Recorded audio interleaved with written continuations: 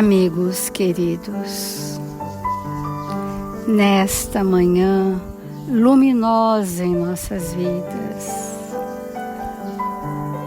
neste doce enlevo que faz vibrar os nossos sentimentos mais purificados, convidamos a todos a buscarmos Jesus em nossas vidas e sentirmos a grandeza das sábias lições que nos levam a nos educar como espíritos, que nos levam a espiritualizar a nossa existência na Terra, para vivermos como espíritos e nos relacionarmos como tal.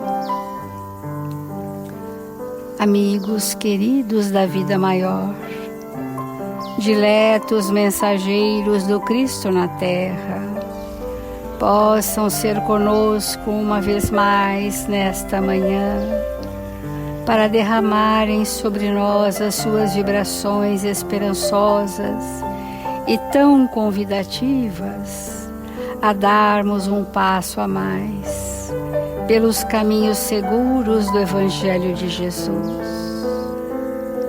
Que estes diletos companheiros espirituais possam nesta hora encontrar em todos nós, indistintamente, a receptividade desta sintonia, para que esses ensinamentos possam trazer alento e esperança aos nossos corações.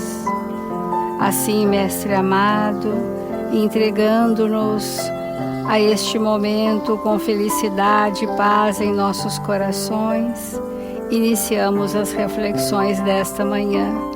Obrigada, Senhor Jesus. Obrigada, amigos queridos, e que assim seja.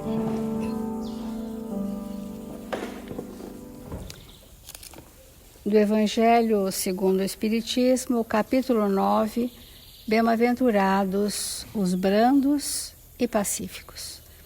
Nós temos dito todos os dias que esse é o capítulo da pacificação do espírito, que foi necessário todos os capítulos anteriores serem construídos em nós, se foram, para nós chegarmos ao estado de pacificação. É interessante isso. Ninguém chega à caridade ou à pacificação ou à paciência sem ter primeiro assimilado a nível de experiências os 8 capítulos anteriores, porque essa que é a grande lógica do Evangelho de Jesus, Então, o item que nós estamos refletindo é a cólera. Diz assim: procurai a origem desses acessos de demência passageira que vos assemelham aos animais, fazendo-vos perder o sangue frio e a razão. Procurai e encontrareis quase sempre por base o orgulho ferido. Esse orgulho ferido, o que é que nos fere, Nós nos sentimos feridos quando estamos sendo contrariados. O nosso orgulho é ferido quando estamos sendo contrariados, desobedecidos, quando somos abandonados, quando somos rejeitados. Então, tudo aquilo que fere a suscetibilidade é o orgulho ferido. Então, nós sofremos mais pelo orgulho ferido do que pela ferida que puderam ter nos causado ou não. É bem interessante.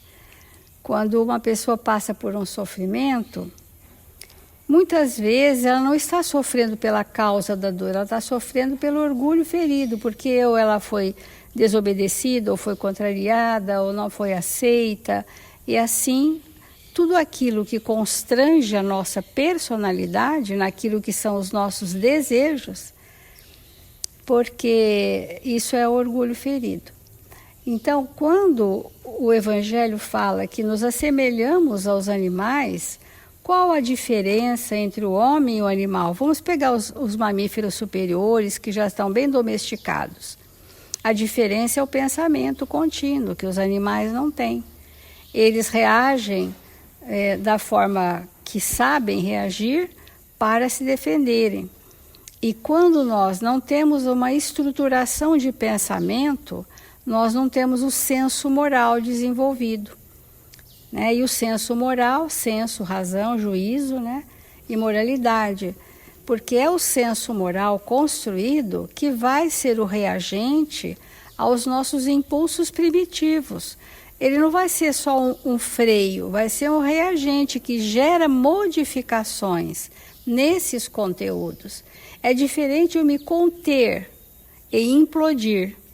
E é diferente de eu ter uma razão desenvolvida, um pensamento lúcido, bem estruturado na lógica, no discernimento, que vão gerar daí sentimentos nobres. Ora, se eu penso nobremente, se eu vivo nobremente, se tenho discernimento e bom senso, obviamente que terei uma sensibilidade equivalente, que são os sentimentos superiores, as emoções nobres que também temos, né? Então, assim, nós estamos sempre buscando ver a causa dos nossos acessos de demência, né? Aqui diz o Evangelho, não é orgulho ferido por uma contradição que vos faz rejeitar as observações justas. A pessoa está fazendo uma observação justa, mas nós queremos o nosso ponto de vista, sabendo que ele não é o melhor. Isso é orgulho ferido. Que vos faz repelir com cólera os mais sábios conselhos. Quantas vezes eu vejo os jovens se insurgirem contra os pais, porque os pais estão dando bons conselhos, excelentes orientações, estão querendo trilhar caminhos novos com esses filhos e eles reagem com cólera aos sábios conselhos recebidos. O Evangelho de Jesus são os sábios conselhos da lei de Deus que Jesus trouxe para nós, e nós agimos tantas vezes de forma desconsiderada por esses ensinamentos. E fazemos muitas ironias a respeito de quando falamos para alguém que ofereça a outra face, por exemplo. Quando nós sabemos que temos que fazer isso e nós nos recusamos. Quando nós precisamos ceder ao imperativo da nossa personalidade, na nossa prepotência, e não o fazemos. Então, da mesma forma que a criança se rebela, nós outros, os adultos, também nos rebelamos, né? Porque se nós fôssemos dóceis, este evangelho já seria uma experiência para nós, e não um conselho ainda, uma indicação ainda, um caminho ainda a ser percorrido, algo a ser construído ainda.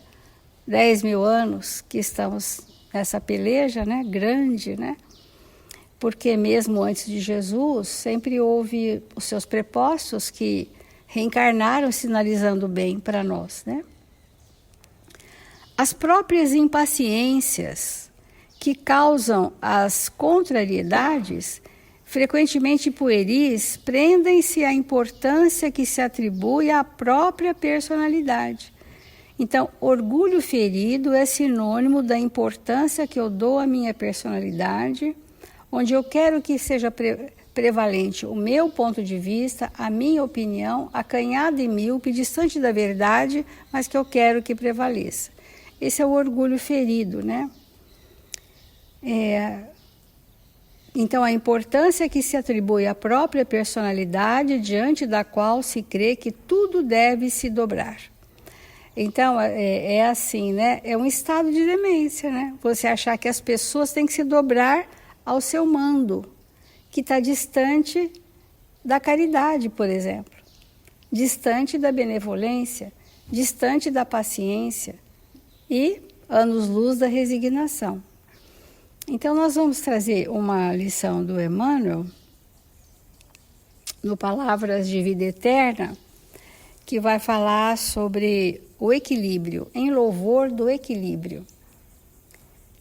Diz assim, numa citação de Paulo aos Efésios, toda a amargura, cólera, ira, gritaria e blasfêmia sejam retiradas dentre vós, bem como toda a malícia. Aqui porque a voz de comando de Paulo era imperativa, ele falava sempre em tom imperativo. Ele não falava em tom sugestivo, ele dava um comando. Mas o que dava para ele autoridade para ter uma voz imperativa nas suas epístolas? A força moral. A autoridade moral dele era o veículo de transfusão da verdade para espíritos ainda encrudecidos na ignorância. Então, esse tom forte, né, ecoava nas pessoas, né, e fazia com que as suas ilusões pudessem vir à tona e percebessem com mais clareza o caminho. Então, toda amargura, cólera, gritaria, blasfêmia sejam retiradas dentre vós, bem como toda malícia. João Batista também, a voz dele era em tom imperativo. Era uma voz de comando moral fortíssima, tanto que alguns trechos das Escrituras dizem que a voz de João o Batista ecoava a quilômetros. E Paulo de Tarso não foi diferente. Aquilo reverberava, porque o veículo da sua palavra era a sua moralidade impecável, né? Naquele momento. Agora voltamos a nós, né? Nas lutas íntimas de todo dia. E diz Emmanuel para nós: na própria senda comum, surpreendemos a lição do equilíbrio que exclui todo o assalto da violência e qualquer devoção à imundície. Como que na vida as sujidades do mundo precisam ficar retidas de alguma forma, senão o mundo estaria caótico. E diz Emmanuel, nas cidades litorâneas, por exemplo, diques reprimem o mar furioso, prevenindo calamidades e arrasamentos. Então tem contenção da força da água, um dique, né, represa ali. Nos grandes edifícios modernos, tem para-raios que coíbem o impacto fulminatório da faísca elétrica. Então, nas cidades litorâneas, o dique reprime. Os para-raios coíbem. Então, assim na vida, cada templo doméstico possui sistemas habituais de limpeza, ou onde nós vamos colocar dejetos, onde nós vamos colocar resíduos inaproveitáveis. Toda casa também tem.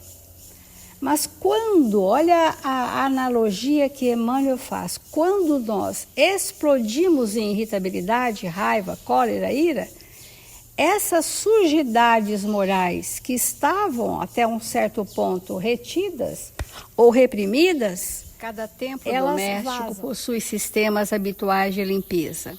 Entretanto, no campo do espírito, o homem desavisado acalenta nas fibras do próprio ser o lodo da maledicência, o lixo da mágoa, libertando os raios da blasfêmia e a onda letal da ira, ferindo os outros e atormentando a si mesma. Então, a natureza possui recursos de contenção daquilo que caotizaria o ambiente.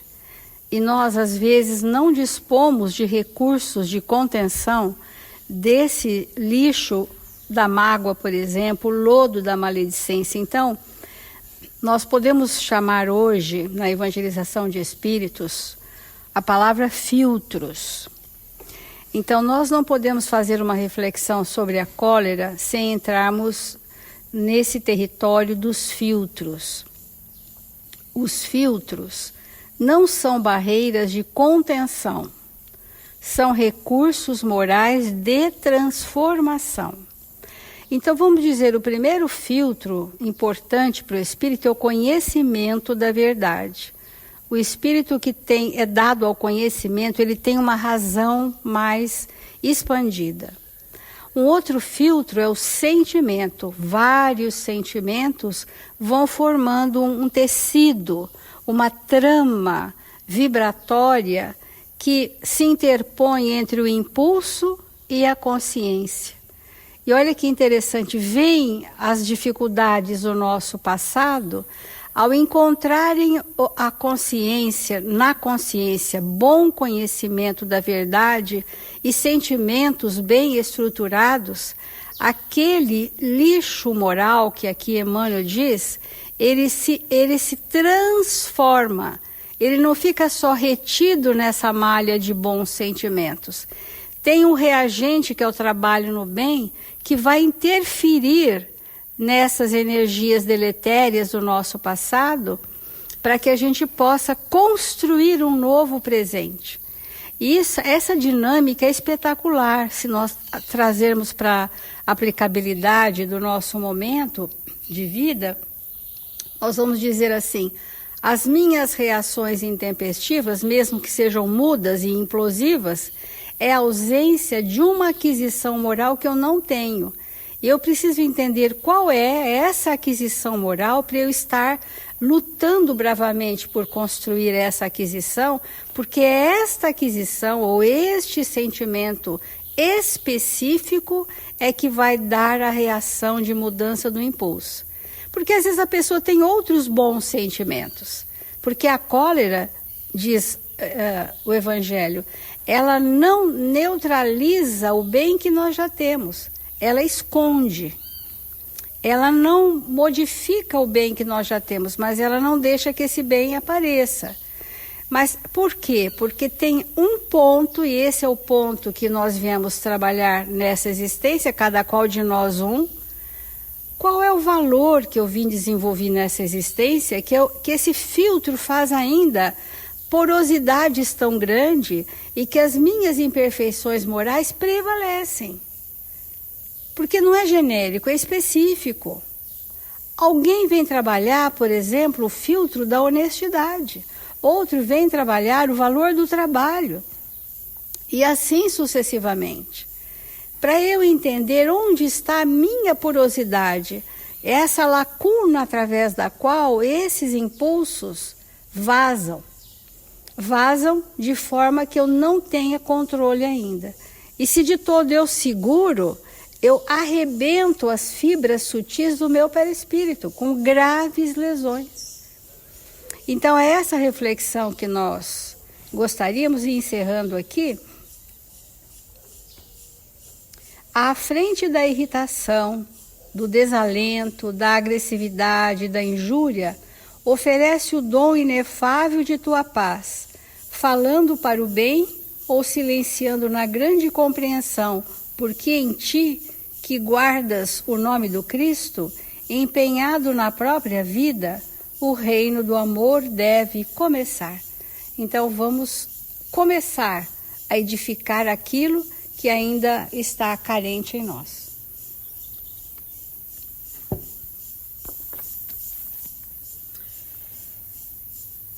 Sempre temos comentado que não é simples falar desse tema da cólera, porque esse tema é um tema de todos nós.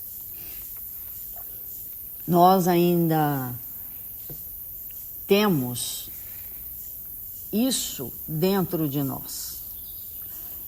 E como a Célia colocou, e precisa ficar bem claro para nós, cada vez mais, que essa cólera que nós carregamos na nossa intimidade, nunca, jamais, em tempo algum, sobre nenhuma condição, depende do que o outro vai fazer conosco. Mas ela existe pela ausência de valores morais. Porque o espírito que tem os valores morais bem estruturado, ele não tem cólera. E nós acostumamos dizer que eu me comportei assim porque você, pontinhos, né? esse alguém que nos estimulou a uma ação colérica só nos revelou que essa cólera ainda está presente em nós, prestes a explodir de uma maneira velada ou não, mas as pessoas só nos sinalizam que ainda somos coléricos. Então, vamos relembrar algumas questões que são importantes para nos motivar a abandonar essa situação da nossa vida íntima. Quando nós estamos em prece, aquela prece íntima, que geralmente a gente não está falando com a boca, que nós estamos na nossa intimidade, orando de verdade por alguém, ou por nós mesmos, quando a gente consegue de verdade orar, quando nós terminamos a prece, nós ficamos absolutamente convencidos que a nossa prece chegou aonde tinha que chegar. Porque nós sentimos uma repercussão íntima tão intensa, por alguns momentos há uma modificação profunda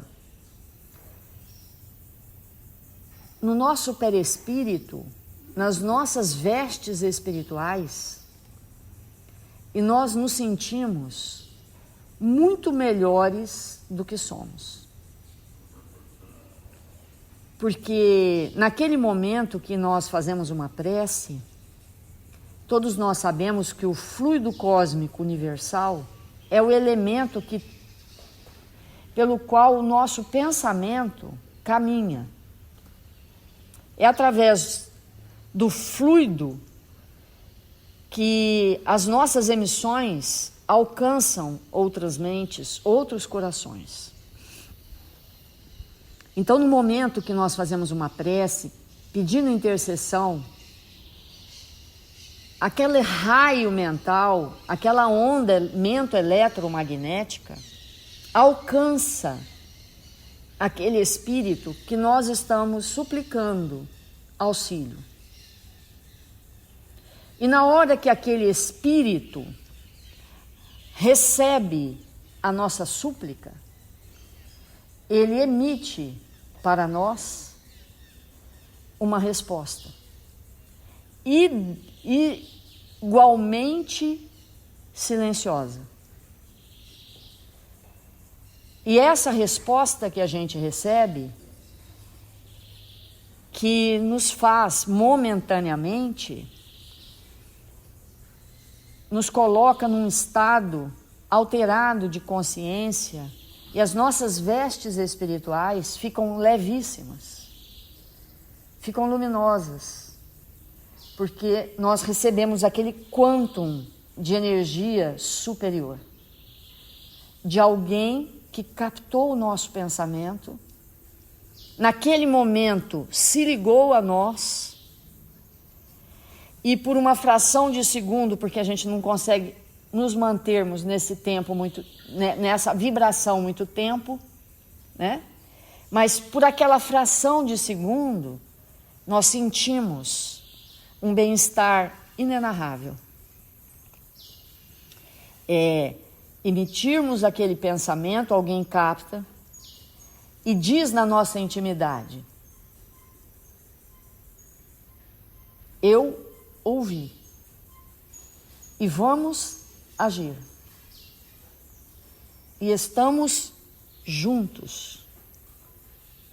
E aquilo pacifica a nossa intimidade de uma maneira extraordinária.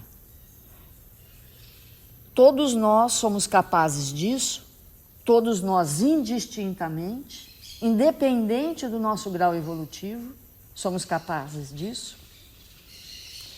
E porque vamos pensar assim, um espírito primitivo, lá na caverna, quando ele pensa em Deus, não importa se ele está pensando que Deus é um raio, é um fogo, não importa.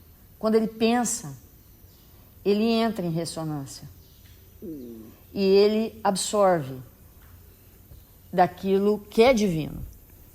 Então, da mesma forma, nós, quando entramos em cólera, nós emitimos pensamentos, vibrações magnéticas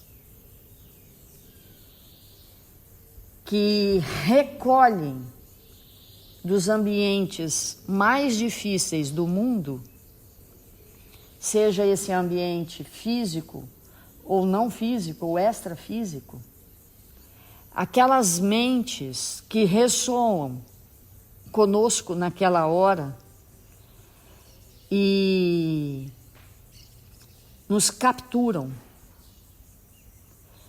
E essa captura, ela pode levar muito tempo para se dissipar de nós. Porque todos nós sabemos que para subir o esforço é muito alto, muito grande. Mas para descer é imediato. É mais fácil descermos uma ladeira do que subirmos um pico montanhoso. Então, quando a gente desce, por que a gente diz assim, não, mas se leva só alguns segundos aquela minha conexão com um amigo superior, por que não levaria apenas alguns segundos a minha conexão com aqueles espíritos numa condição inferior? Por que não é igual? Né? Porque a subida exige esforço. Então, quando nós descemos nas nossas vibrações, para sair daquele ambiente aonde nós descemos, vai exigir muito esforço de subida. Vai exigir esforço. Então, na cólera, a gente despenca em vibração e se alinha com aquelas mentes naquele patamar. Agora, eu posso e devo retornar imediatamente ao meu ponto de equilíbrio. Mas o esforço que eu tenho que fazer para subir é da mesma ordem daquele que eu fiz para orar. E por que eu não consigo me manter por muito tempo naquela ligação com os amigos espirituais? Porque a descida também é mais fácil. A gente desce com muita facilidade para o ponto onde nós estamos, que é o nosso padrão. Então, é verdadeiramente uma loucura da nossa parte permanecermos ou emitirmos um pensamento malvado sobre qualquer aspecto. Porque na hora que eu faço isso, eu desço e o esforço da subida é muito grande. Então, emitir qualquer pensamento ruim sobre alguém ou sobre uma situação vai exigir esse esforço que eu poderia estar utilizando para outras coisas, que agora tenho que usar para subir da onde eu caí. Então, é muito importante nós entendermos que isso é uma ausência de inteligência espiritual. Porque nós temos vários níveis de inteligência. Então, quando nós nos permitimos a cólera, é porque ainda não desenvolvemos essa inteligência moral que nos impediria de descer. E aí, nós trouxemos um texto, só vou ler uma frase, amanhã a gente continua, chamado 1 minuto de cólera, do semeador em tempos novos, de Emmanuel.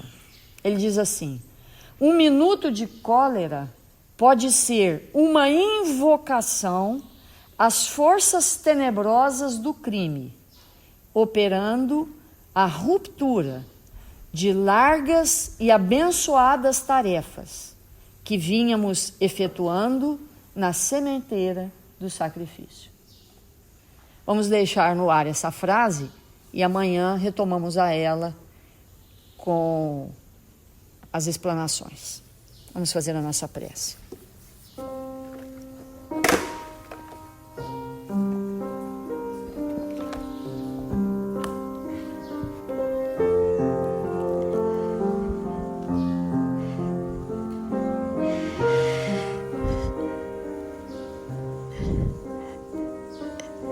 Deus, nosso Pai, Jesus, nosso Mestre, recebam nesta hora a nossa eterna gratidão, porque estamos aprendendo, Senhor.